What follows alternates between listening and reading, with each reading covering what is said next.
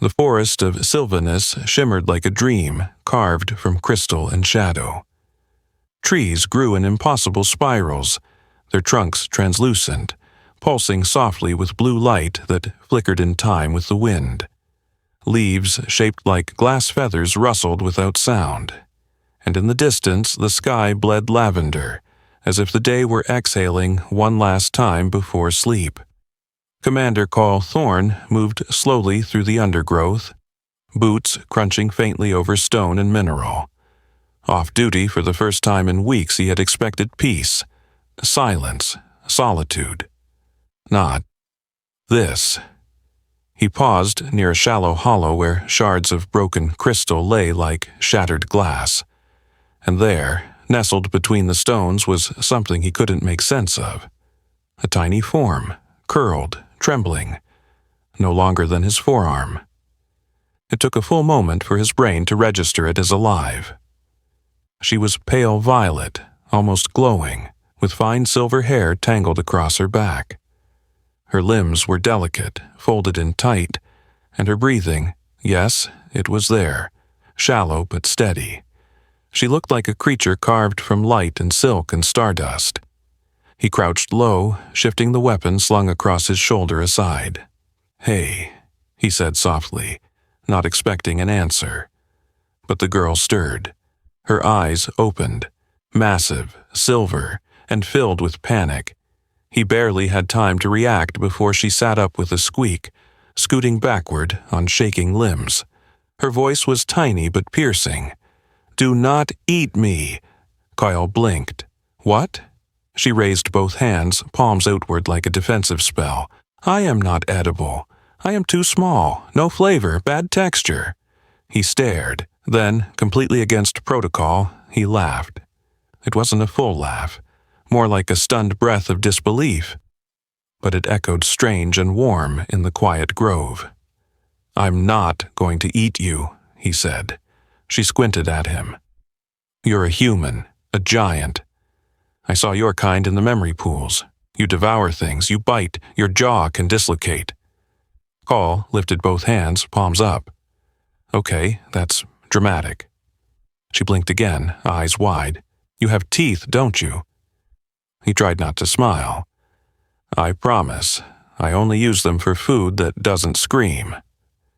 She stared, and then slowly she sat up straighter, brushing dust off her knees. "I am Naira of the Sealed. You found me. That means you owe me protection until I can walk again." Call tilted his head. "That's how it works?" She nodded firmly. "Forest law? Ancient pact? Or did your kind forget?" He chuckled. "I've heard a lot of strange traditions, but sure, I can work with that." She sniffed, then pointed a tiny finger at him. "No pockets, no backpacks. I travel with dignity." Call stood, towering above her. "Got it." And as he watched her climb awkwardly into the crook of his arm, her limbs barely thicker than his fingers, he realized something odd. She wasn't afraid anymore, and somehow, neither was he. The walk back to camp was slow, not because the terrain was difficult. Commander Cale Thorne had traversed far worse, but because the delicate creature in his arm kept gasping at every new sight. "Oh, your boots squish the moss. Did you see how it glows when flattened? That's Luminara fora, incredibly rare." She leaned over the edge of his forearm, peering downward, nearly tipping herself off in the process. Cole instinctively adjusted his grip, curling his fingers slightly around her for safety. "I can walk, you know," Naira mumbled, though her voice lacked conviction. He raised an eyebrow. "You fainted in a puddle of crystal and declared yourself inedible. I was low on resonance, and I was being diplomatic," she huffed. He bit back a smile.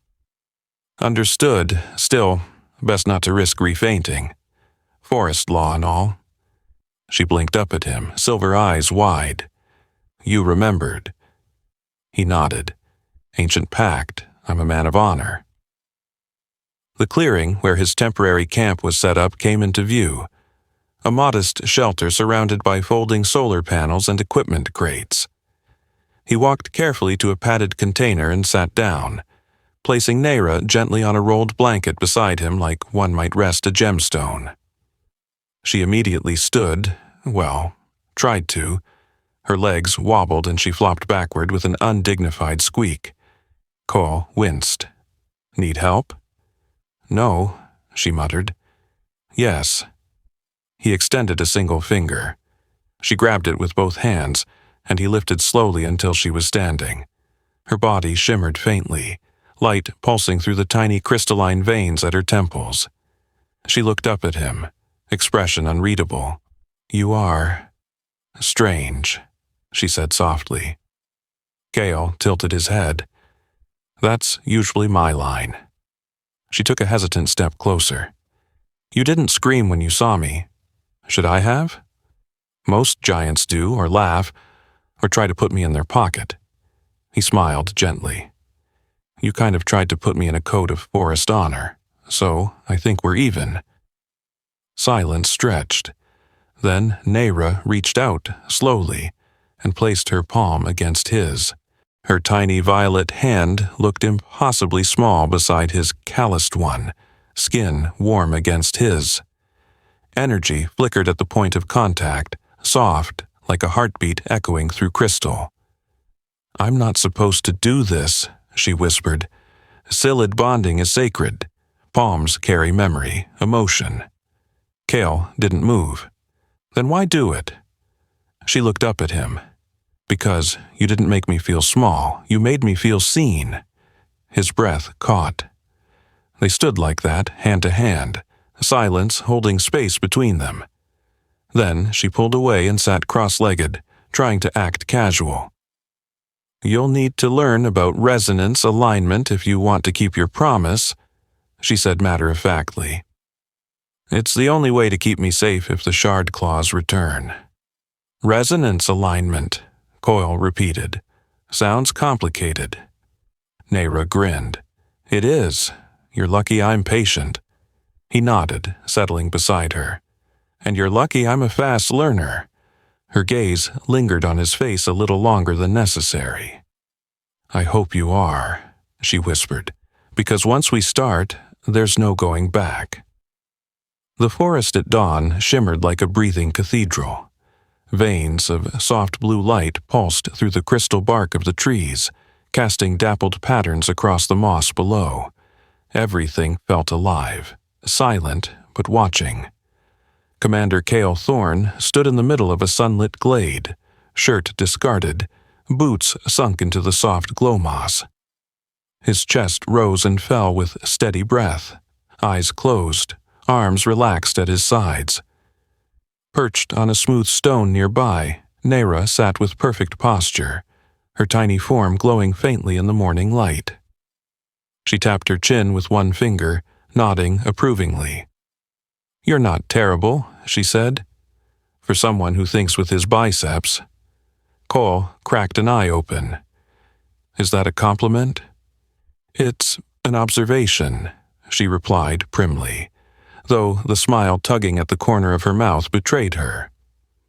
This was day 3 of resonance training, as Nayra called it, a Psyllid tradition that required syncing one's breath, body, and inner frequency with the crystalline environment.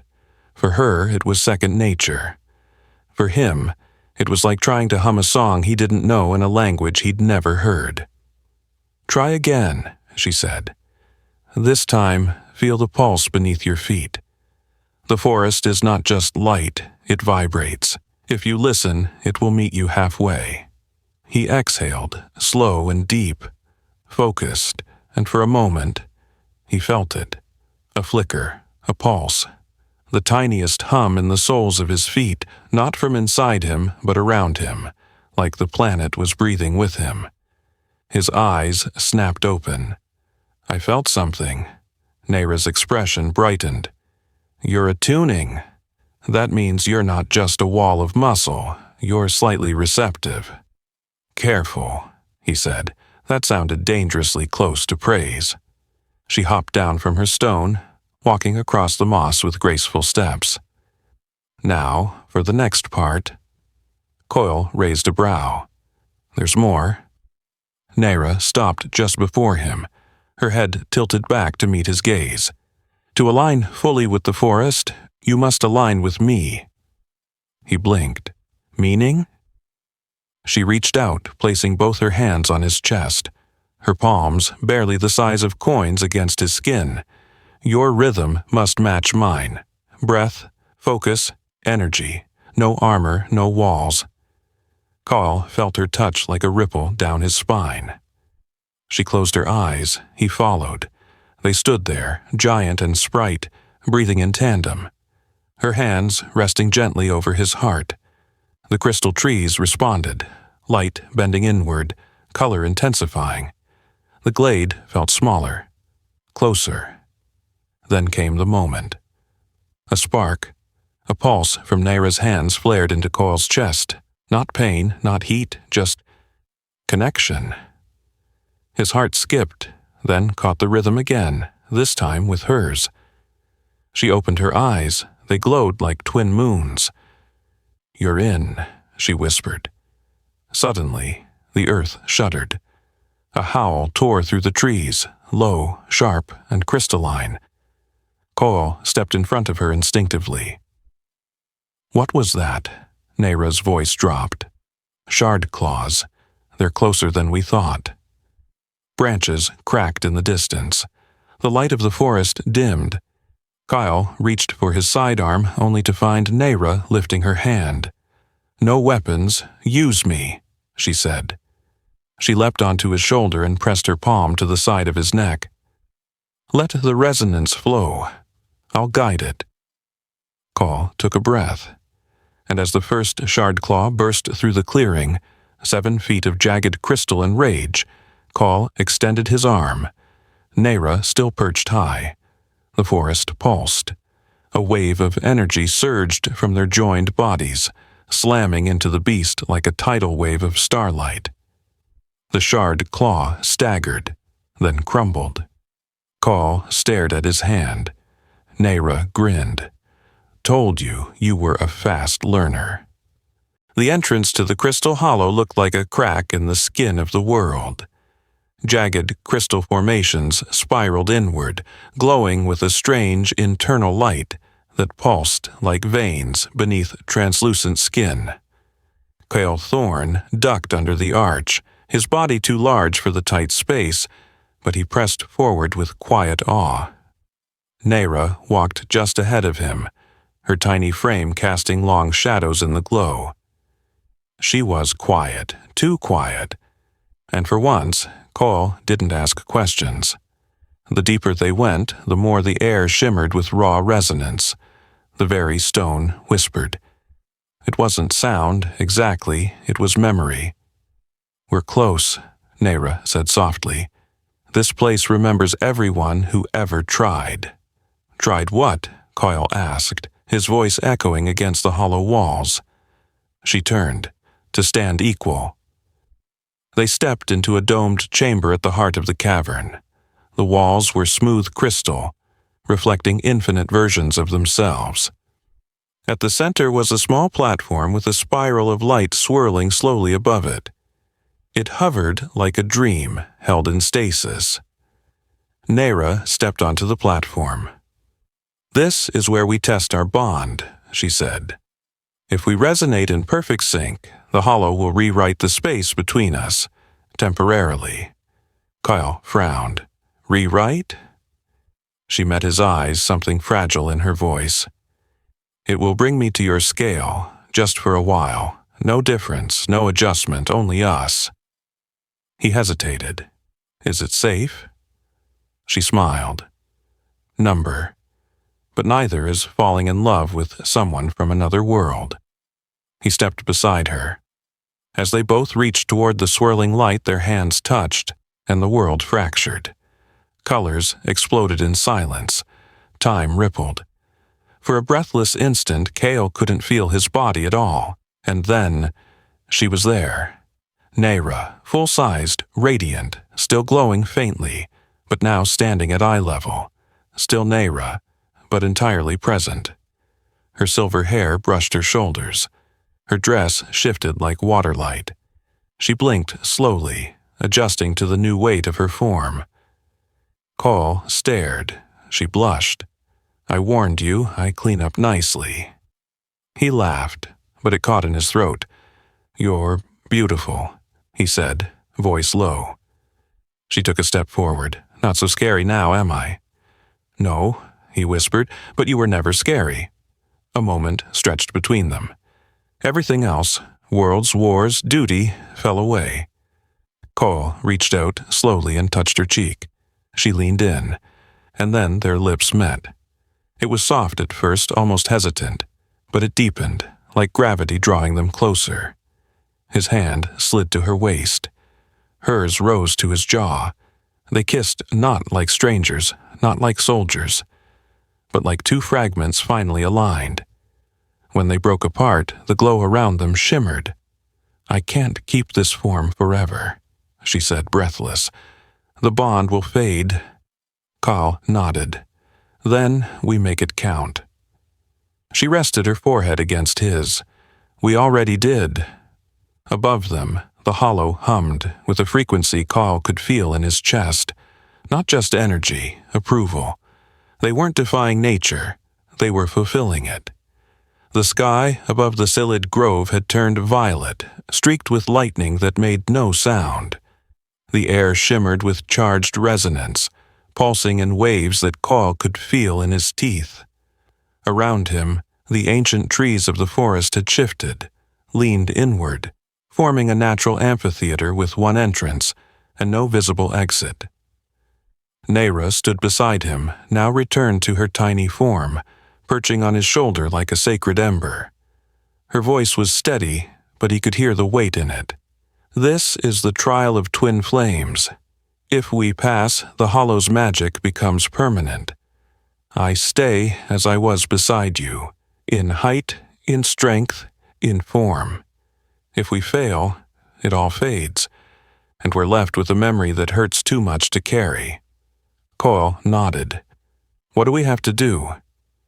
Nayra raised her hand, and the air around them split open like silk being pulled from bone. "Enter together, share a single rhythm.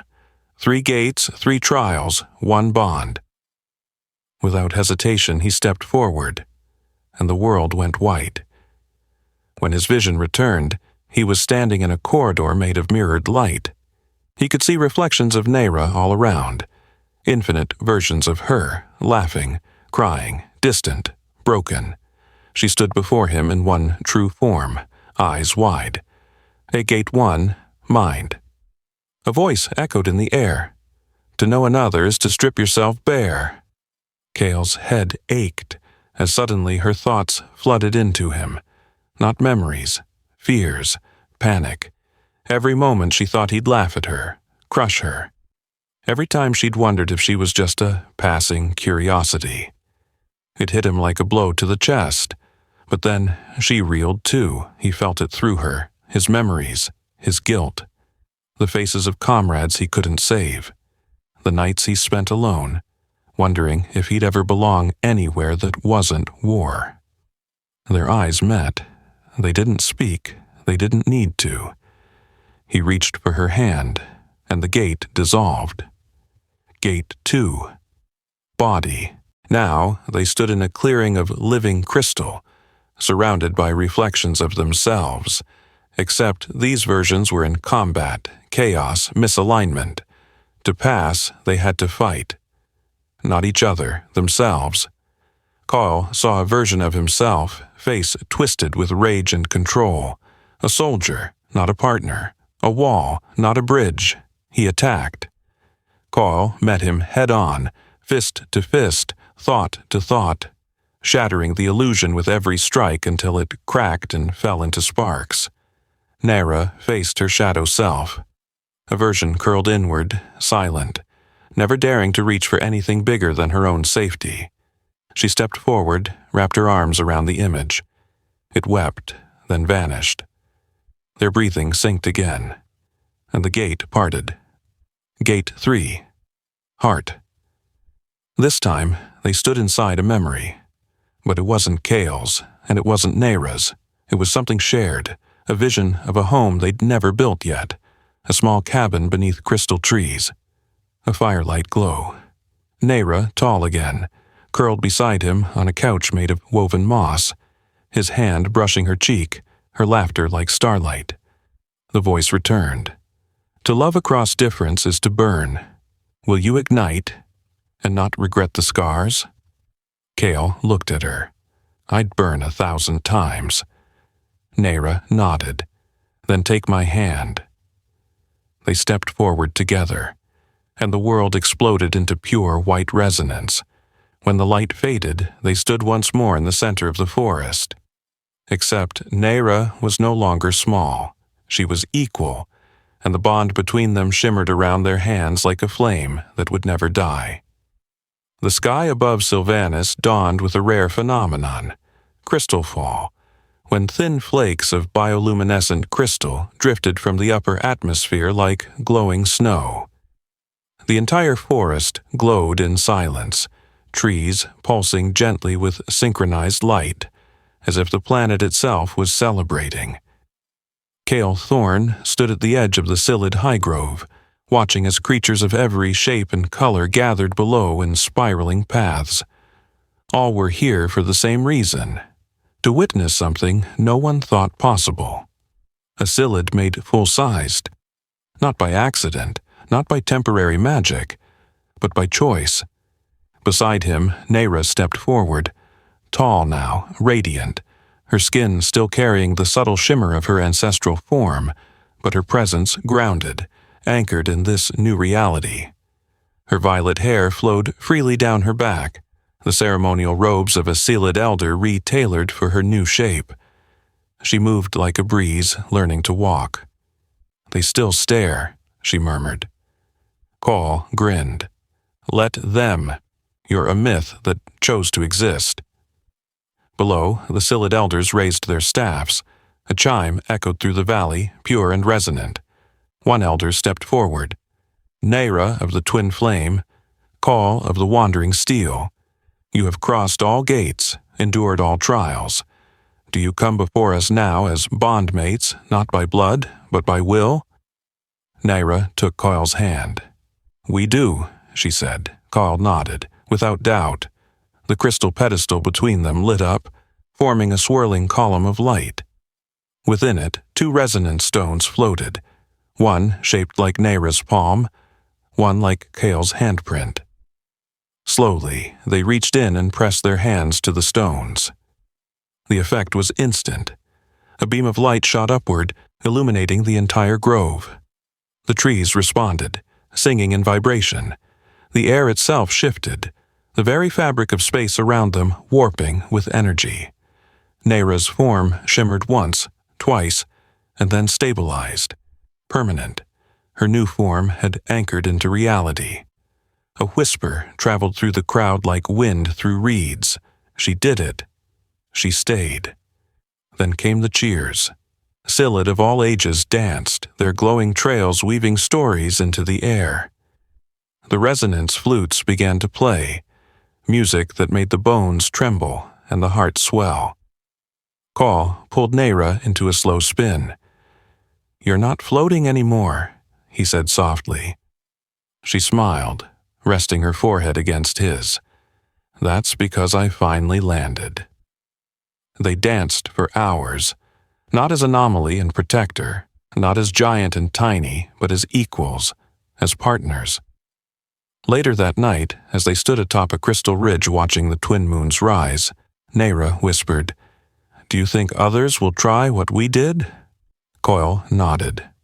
They will, and some will fail, but some will build bridges wide enough to walk across. She leaned into him. Then let us light the path. And from that moment, across planets and species, the story of the human who fell in love with a Psyllid and stayed began to spread like a song no one could forget. The chamber pulsed with tension. Deep within the vault of shards, where no Psyllid had dared enter for centuries, the walls trembled with chaotic energy. Shard claws, Massive crystal beasts, once thought to be mindless attackers, circled the perimeter, growling low, their bodies vibrating out of sync with the planet itself. Their presence was destabilizing entire sections of Sylvanus. Cale Thorne stood at the front of the platform, armed but calm, his hand loosely resting on the hilt of his blade. Beside him, Nayra, tall, composed, and glowing faintly, held a sphere of soft resonance in both hands. Her brow furrowed with focus. "They're not attacking," he murmured. "Because they're not angry," Nayra replied. "They're in pain." Call glanced at her. "Pain?" She nodded. "These creatures are made from the same crystal we channel, but their resonance is broken, off-key. It's like they're trapped in static." A low roar shook the walls again, but it wasn't a challenge, it was a plea. The largest shard claw stepped forward, its body fracturing at the edges. Cracks glowed red instead of blue. Its eyes, glass-like and multifaceted, locked onto Nayra's. She took a step forward. "Nayra," Cale warned. "They're calling to us," she said. "Not to hurt, to heal." She raised the resonance sphere. The air shimmered, but nothing happened. Call moved beside her, uncertain. "What's wrong?" "We're not enough," she said, "not separate." He took her hand instantly. Together, they channeled their bond. The twin flame formed during the trials and poured it into the sphere. The light brightened, then began to pulse outward in waves. The moment their shared energy touched the shard claws, the creatures halted. Their jagged limbs trembled. The red cracks across their bodies flickered, then dimmed. And then the impossible happened.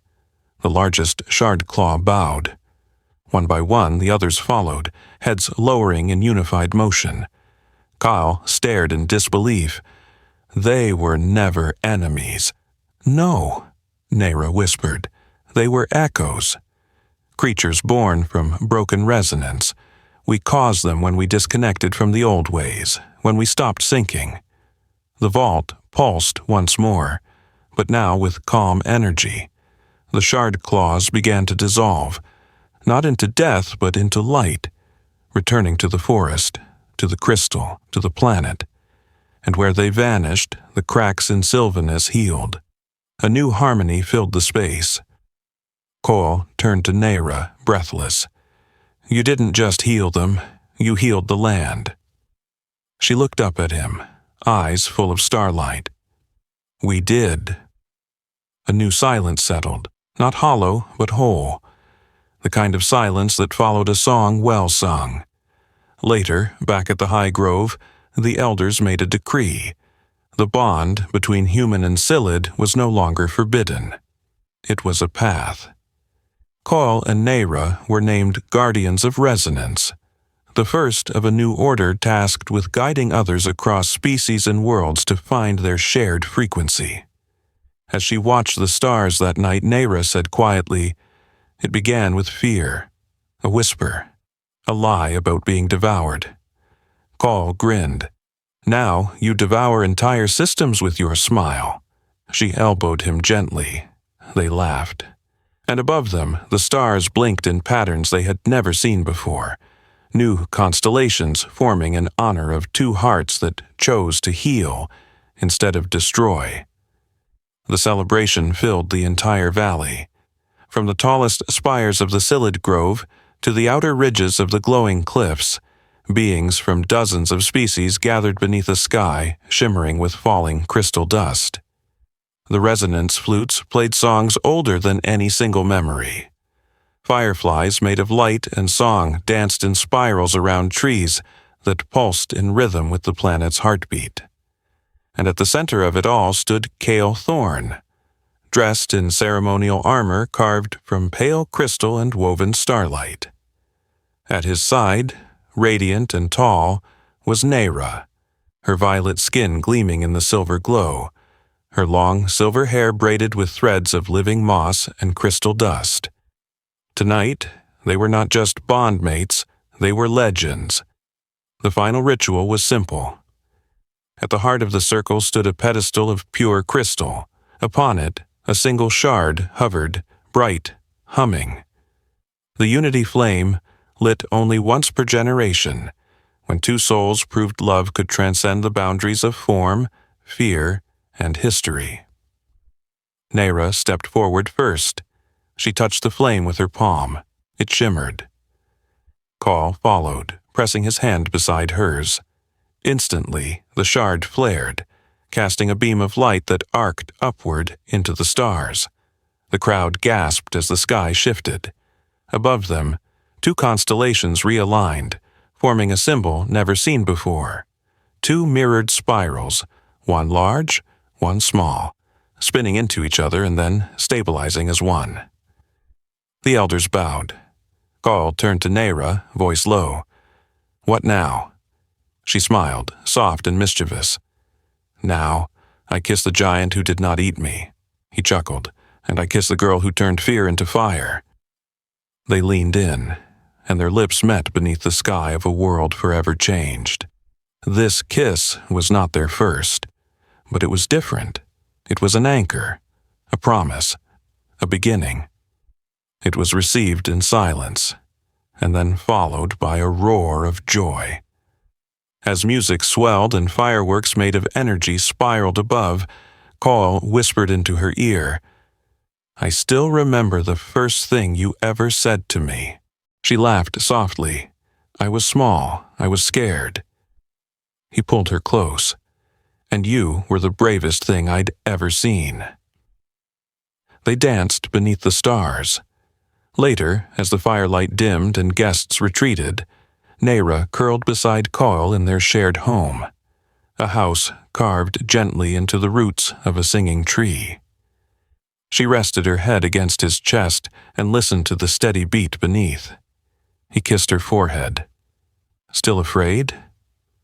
She shook her head, only afraid of forgetting this.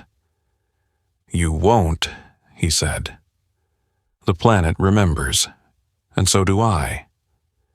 Outside, the wind hummed through the crystal trees, the same note as her heart. If love came in a form you never expected, would you still let it change everything? Share your answer in the comments. Sometimes the most powerful stories begin with a whisper and end with a kiss beneath the stars.